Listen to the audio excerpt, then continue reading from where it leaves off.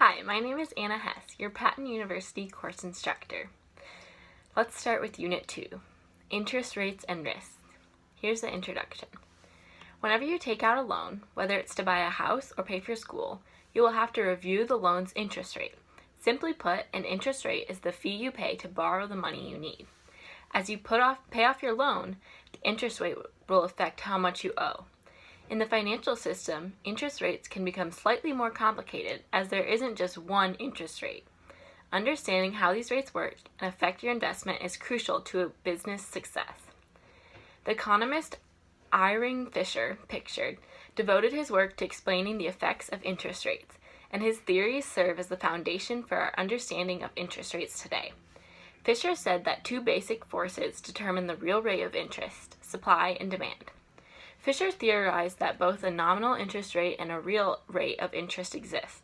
The nominal rate of interest, according to Fisher's theory, is the real rate of interest plus an inflation premium. Fisher recognized that the nominal rate of interest is determined in a party by inflationary expectations. Therefore, the realized rate of interest will be more than or less than the nominal rate of interest if the actual rate of inflation differs from the rate assumed at the inception of the transaction. Interest rate risk is the change in the value of an interest-bearing investment when the market yields change. Changes in interest rates affect not only the price, market value, of an investment, but the reinvestment income presented by a payment of interest. There are then two types of interest rate: risk, price, or market, risk, and reinvestment risk. Price risk and reinvestment risk offset each other. When interest rates increase, market values or prices decline, but reinvestment values increase. Investors and financial institutions manage interest rate risk by duration. Duration considers both the coupon rate and the maturity of an investment and is the weighted average of the number of periods until the present value of each cash flow is received. Alright, let's read Objective 1 together. Bonds, bond prices, and the determination of interest rates. Virtually any financial arrangement involving the current transfer of resources from a lender to a borrower with a transfer back at some time in the future is a form of a bond. Car loans, home mortgages, even credit card balance all create a loan from a financial intermediary to an individual making a purchase. Just like the bonds governments and large corporations sell when they need to borrow. When companies like Ford, General Electric, or Walmart need to finance their operations, they sell bonds. When the U.S. Treasury or a state government needs to borrow, it sells bonds. And they do it billions of dollars at a time. Following the financial crisis of 2007 to 2009, U.S. corporations tried to reduce their debt, but their bonds outstanding climbed above the pre-crisis peak of more than $10 trillion in 2012 and continued to rise. As of 2016, federal, state, and local American governments have more than $22 trillion in outstanding debt as well. The ease with which individuals, corporations, and governments borrow is essential to the functioning of our economic system. Without this free flow of resources through the bond markets, the economy would freeze up. Historically, we can trace the concept of using bonds to borrow to monarchs' almost insatiable appetite for resources. To maintain lavish lifestyles, fight wars, and explore the globe, kings, princes, and other rulers drew on every available source of financing. Even with these incentives, after thousands of years of civilization, only a few possibilities have been developed. Outright confiscation, taxation, which is a mild form of confiscation, debasement of currency, in which people are required to exchange their coins for ones that weigh less, in effect, a tax on currency, and borrowing. Monarchs who borrowed directly from international bankers frequently defaulted or failed to make the loan payment they have promised. Between 1557 and 1696, the various kings of Spain defaulted 14 times. With that track record, it's no wonder they had to pay interest rates close to 40%. The Dutch invented modern bonds to finance their lengthy war of independence against those same Spanish kings who defaulted loans in the 16th and 17th centuries. Over the next 2 centuries, the British refined the use of bonds to finance government activities. The practice then spread to other countries. Alexander Hamilton, the first Secretary of the U.S. Treasury, and the man whose face appears on the $10 bill brought bonds to the United States. One of Hamilton's first acts after the formation of the U.S. Treasury in 1789 was to consolidate all the debt remaining from the Revolutionary War. This resulted in the first U.S. government bonds. While the debt and complexity of bond markets have increased in modern times, many of their original features remain. If we want to understand the financial system, particularly the bond market, we must understand three things. The first is the relationship between bond prices and interest rate, yet another application of present value. The second is that supply and demand in the bond market determine bond prices. The third is why bonds are risky. Let's get started. Bond prices. A standard bond specifies the fixed amount to be paid and the exact dates of the payment. How much should you be willing to pay for a bond? The answer depends on the bond's circumstances. We'll look at four basic types. 1. Zero coupon bonds, which promise a single future payment, such as a U.S. Treasury bill. 2. Fixed payment loans, such as conventional mortgages. Coupon bonds, which make periodic interest payments and repay the principal at maturity. U.S. Treasury bonds and most corporate bonds are coupon bonds. And 4. Consols, which make periodic interest payments forever, never repaying the principal that was borrowed. There aren't many examples of these. Let's see how each of these bonds is priced. To keep this analysis simple, we'll ignore the risk for now. Zero coupon bonds. U.S. Treasury bills, commonly known as T-bills, are the most straightforward type of bond. Each T-bill represents a promise by the U.S. government to pay $100 on a fixed future date. There are no coupon payments, which is why T-bills are known as zero coupon bonds. They are also called pure discount bonds, or just discount bonds, because the price is less than their face value. They sell at a discount. This isn't a discount in the sense of a markdown at a clothing store. However, if a $100 face value T-bill sells for $96, the $4 difference is the interest, the payment to the lender for making the loan. Because a Treasury bill makes a single payment on a future date, its price is just the present value of that payment, where I is the interest rate expressed in decimal form and N is the time until the payment is made, measured in the same time units as the interest rate. Suppose the annual interest rate is 5%. What is the price of a 1-year T-bill?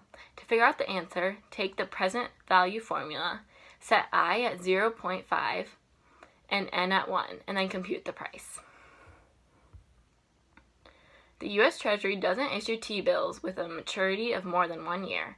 6-month T-bills are much more common. At an annual interest rate of 5%, what is the price of such a zero coupon bond? We can use the present value formula again, but this time we have to be careful. Recall that we will need to measure I and N in the same time units. Because I is the interest rate for 1 year, we will need to measure N in years. And because 6 months is half a year, as you can see, the price of a 6-month Treasury bill is higher than that of a 1-year T-bill. The shorter the time until the payment is made, the more we are willing to pay for it now.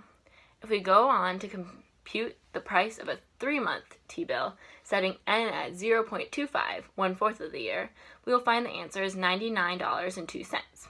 Equation 1 shows that for a zero coupon bond, the relationships between the price and the interest rate is the same as the one we saw in our discussion of present value. When the price moves, the interest rate moves in the opposite direction. Thus, we can compute the interest rate for the price using the present value formula.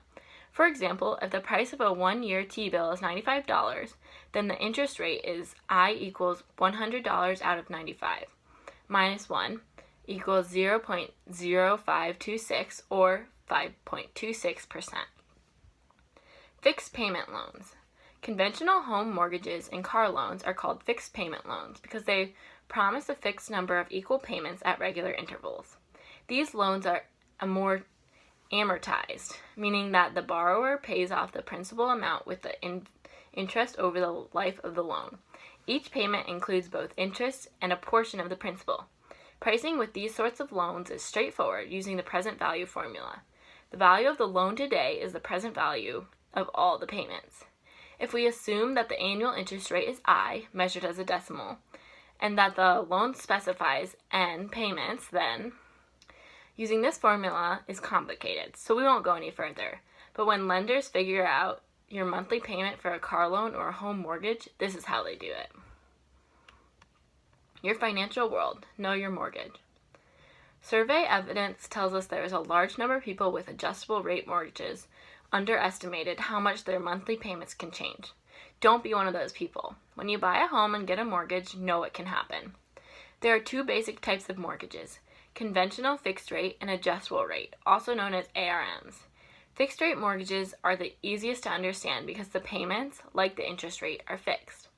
That means you make the same monthly payment for the entire term of the mortgage. For most people, that term is 30 years. You can also get 10, 15, and 20-year fixed mortgages. Because the payments don't change, fixed rate borrowers are not exposed to the risk of interest rate increases. ARMs are more complicated because the interest rate changes. This means that the payments change too. Getting an adjustable zero-rate mortgage means knowing about things like interest rate indexes, margins, discounts, caps, negative amortization, and convertibility. On what interest rate index is the mortgage rate based? How much does that index move around? How big is the mortgage rate margin above the interest rate index on which it is based? How frequently is the rate adjusted? Does the ARM have an initial teaser interest rate that will almost surely rise? If so, when and by how much? What is the maximum change in the interest rate for a single adjustment, and what is the highest the interest rate can ever go, the mortgage rate cap? Does the ARM include payment cap? If you hit the payment cap, will the principal of the loan start to increase? That's negative amortization. Can you convert the ARM to a fixed mortgage rate? This list may seem long, but it's really only the beginning. Getting the right mortgage may be the most important financial decision you ever make, so it is worth spending some time figuring it out. And once you have it, don't forget how your mortgage works. Coupon bonds. Recall from Chapter 4 that the issuer of a coupon bond promises to make a series of periodic interest payments called coupon payments, plus a principal payment at maturity. So we can value a coupon bond using, you guessed it, the present value formula. The price of a coupon bond is... The right side of this equation has two parts. The first part, in brackets, looks just like the fixed payment loan. It is, with the important exception that it represents only the interest. The second part, on the far right, looks just like a zero coupon bond, and it is. It represents the value of the promise to repay the principal at maturity. Alright, you'll want to finish the rest of this reading on your own. Okay, after finished reading that, you'll see there's an external page called The Basics of Bond Investing that you'll want to read. There's also a reading called Can the Future of Interest Rates Be Predicted? There's an external page called Junk Bonds Feed a Hungry Market, and then there's an activity of flashcards that you'll use to review. Alright, moving on to Objective 2. This reading is called Understanding Risk. Risk may be a four-letter word, but it's one we can't avoid. Every day we make decisions that involve financial and economic risk. How much car insurance should we buy?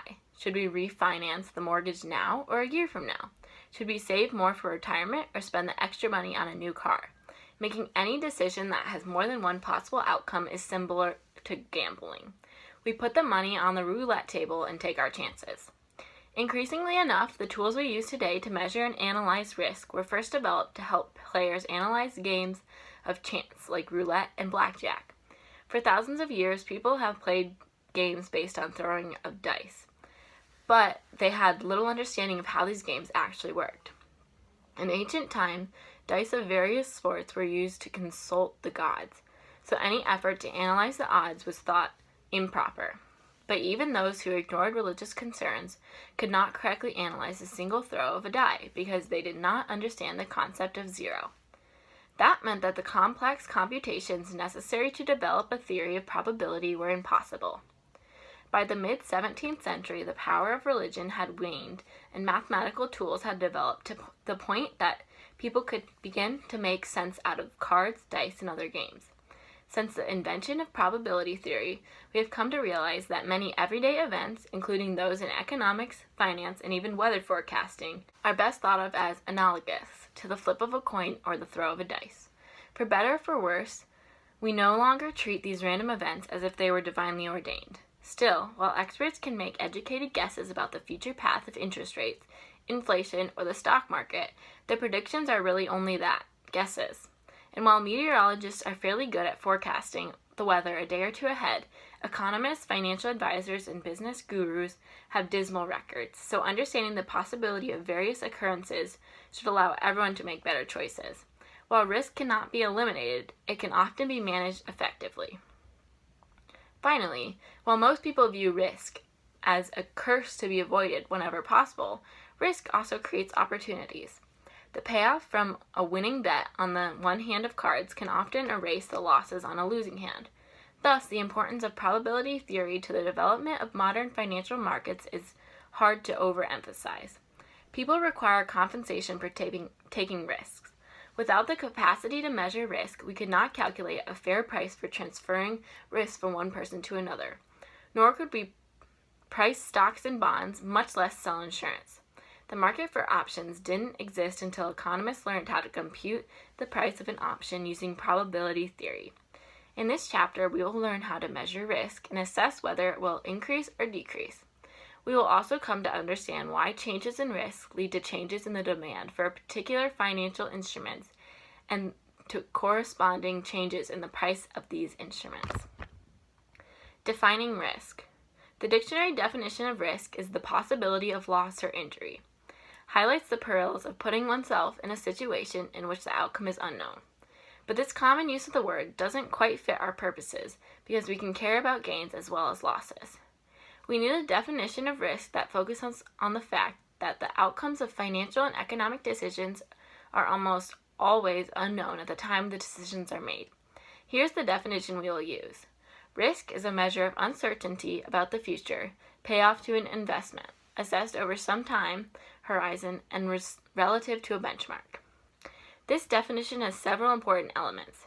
First, risk is a measure that can be quantified.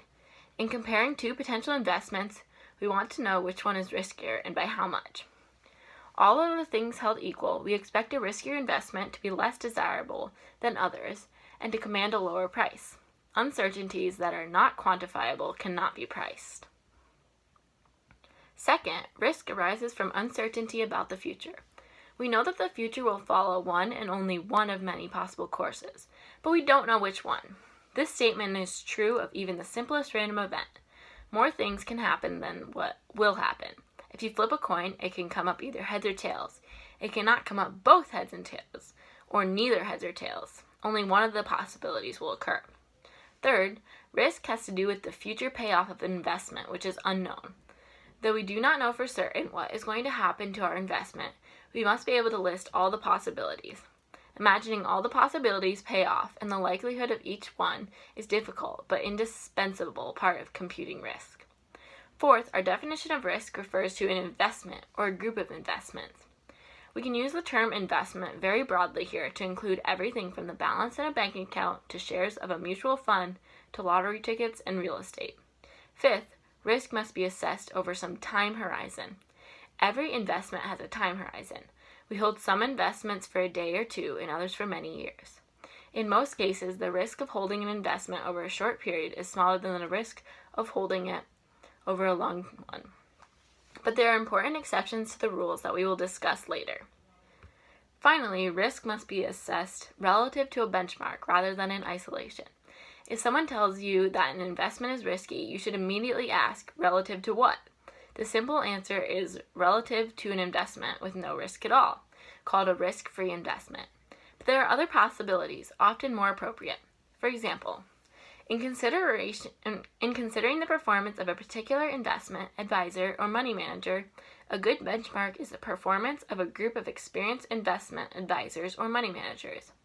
If you want to know the risk associated with specific investment strategies, the most appropriate benchmark would be the risk associated with other strategies. Now that we know what risk is, how do we measure it? We use some rudimentary tools of probability theory, as we will see in the next section. Measuring risk. Armed with our definition of risk, we are now ready to quantify and measure it. In this section, we will become familiar with the mathematical concepts useful in thinking about random events. We have already used some of these concepts. Recall from the last chapter that the real interest rate equals the nominal interest rate minus expected inflation. Without the proper tools, we weren't able to be explicit about what the term expected inflation means. The same is true of the term expected return. We see now that the best way to think about expected inflation and an expected return is as the average or best guess, the expected value of inflation, or the investment's return out of all the possible values. Possibilities, probabilities, and expected value. Probability theory tells us that in considering any uncertainty, the first thing we must do is list all the possible outcomes, and then figure out the chance of each one occurring. When you toss a coin, what are the possible outcomes? There are two and only two. The coin can come down either heads or tails. What is the chance of each one of these two outcomes occurring? If the coin is fair, it will come down to heads half the time and tails the other half. That's what we mean by fair. If we tossed a fair coin over and over again thousands of times, it would come down heads half the time and tails the other half. But for any individual toss, the coin has an equal chance of coming down heads or tails. To quantify this statement, we can say that the probability that the coin will come up heads is 1/2. Probability is the measure of the likelihood that an event will occur. It is always expressed as a number between 0 and 1. The closer the probability is to 0, the less likely it is that the event will occur. If the probability is exactly 0, we are sure that the event won't happen. The closer the probability is to 1, the more likely it is that an event will occur. If the probability is exactly 1, the event will definitely occur. Some people prefer to think of random outcomes in terms of frequencies rather than probabilities. Instead of saying that the probability of a coin coming down heads is 1/2, we could say that the coin will come down heads once every 2 tosses on average. Probabilities can always be converted into frequencies in this way. To grasp these concepts, it is helpful to construct a table. The table lists everything that can happen, all the possibilities, together with their chances of occurring, their probabilities. Let's start with a single coin toss. Table 5.1 lists all the possibilities, heads or tails, and the probabilities both equal to 1/2. Applying the concept. It's not just expected return that matters. Your life seems to be going well. You enjoy your job, and it pays enough that you can put a little aside each month. You can't resist the dollar-for-dollar match your employer is offering on contributions to your retirement account, so you're slowly building up some long-term savings. But every so often you wonder if you're saving enough. One day you go home and fire up the financial planning program on your computer just to check. Going through the retirement planner, you enter all the standard information, your age now and when you hope to retire, your salary and the value of your assets, the monthly contribution to your retirement account, and the monthly income you want at retirement. When you finish, the program asks what rate of return to assume. That is how fast you expect your savings to grow from now until your retirement.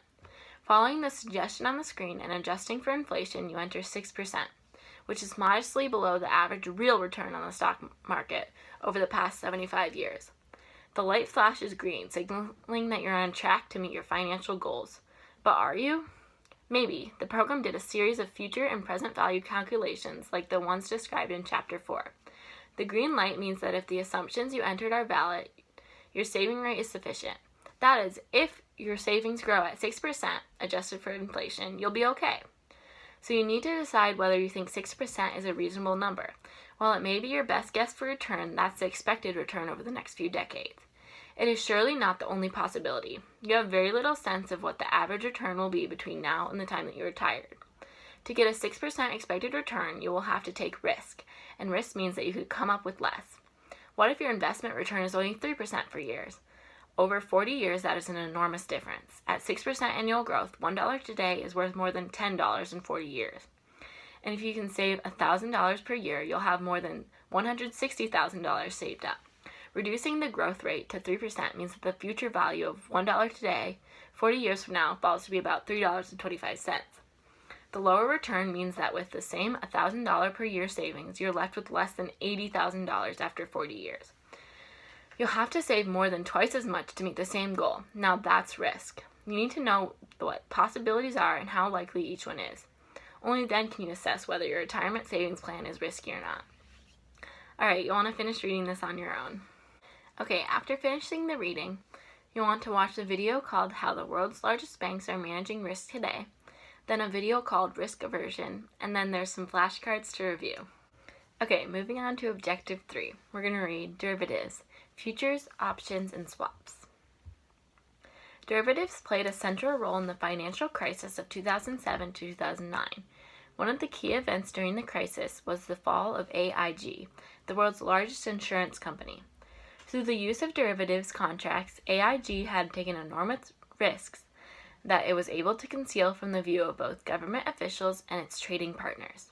Each contract was arranged over the counter, OTC, that is, directly between AIG and a single counterparty, rather than through an organized exchange. In the crisis, these hidden risks threatened the entire financial system. Leading up to the crisis, the tight but largely unseen links that OTC-derived derivatives created among the largest, most important global financial institutions made the entire system vulnerable to the weakest of the two institutions. Partly as a result of the systematic vulnerabilities posted by OTC derivatives, phrases like too interconnected to fail and too big to fail filled the newspapers and the media. See Chapter 5, Lessons from the Crisis, Systematic Risk. Warren Buffett, the famed investor, called derivatives weapons of financial mass destruction. Even in the years before the financial crisis, stories detailed the abuse of derivatives filled the pages of the business press. Derivatives were at the bottom of the scandal that engulfed Enron immediately after it declared bankruptcy in November 2001. As we have learned since then, Enron engaged in a variety of financial transactions whose express purpose was to give the appearance of low debt, low risk, and high profitability. This sleight of hand kept the stock price high and made shareholders happy, so no one complained. In fact, no one even looked. But eventually the day of reckoning came and the company collapsed. Financial derivatives were also linked to the collapse of Long-Term Capital Management, a Connecticut-based hedge fund, in fall 1998. On a single day in August 1998, LTCM lost an astounding $553 million. By late September, the fund has lost another $2 billion. That left LTCM with more than $99 billion in debt and $100 billion in asset. With loans accounting for 99% of total assets, repayment was nearly impossible. LTCM also had significant derivatives positions that did not show up on the balance sheet or as assets or liabilities. These off-balance sheet arrangements, which carried even more risk, were the primary cause of the fund's stunningly swift losses. Derivatives also played a role in the euro area crisis that began in earnest in 2010. Many banks that owned Greek government debt had hedged by purchasing derivatives that would compensate them if Greece defaulted. See credit default swaps on page 235. But policymakers in the euro area sought to reduce Greece's debt burden without triggering an outright default in legal terms. In the end, Greece defaulted, and the derivatives paid off. Yet, had the policymakers succeeded, financial firms that thought they were protected would have faced large, unanticipated losses.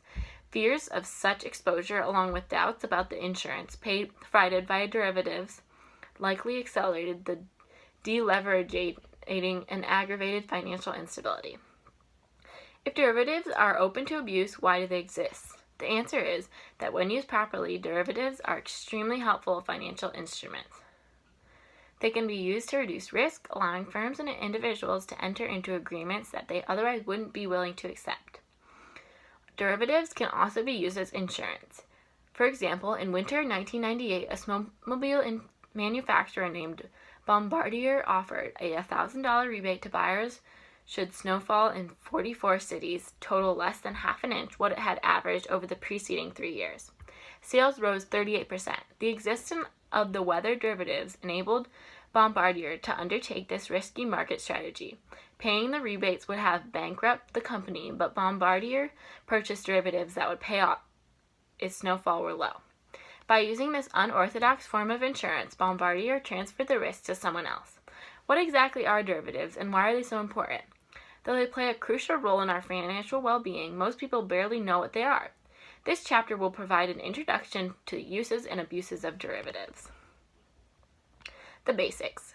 Defining derivatives. To understand what derivatives are, let's begin with the basics. A derivative is a financial instrument whose value depends on and is derived from the value of some other financial instrument, called the underlying asset. Some common examples of underlying assets are stocks, bonds, wheat, snowfall, and orange juice. A simple example of a derivative is a contractual agreement between two investors that obliges one to make a payment to the other, depending on the movement in interest rates over the next year. This type of derivative is called an interest rate futures contract. Such an arrangement is quite different from the outright purchase of a bond for two reasons. First, derivatives provide an easy way for investors to profit from price declines. The purchase of a bond, in contrast, is a bet that its price will rise. Second, and more important, in a derivatives transaction, one person's loss is always another person's gain. Buyer and seller are like two people playing poker. How much each player wins or loses depends on how much the game progresses, but the total amount on the table doesn't change. While derivatives can be used to speculate or gamble on future price movements, the fact that they allow investors to manage and reduce risk makes them indispensable to a modern economy. Bombardier used a derivative to hedge the risk of having to pay rebates in the event of low snowfall. We discussed hedging in Chapter 5. As we will see, farmers use derivatives regularly to insure themselves against fluctuation in the market prices of their crops. Risk can be bought and sold using derivatives.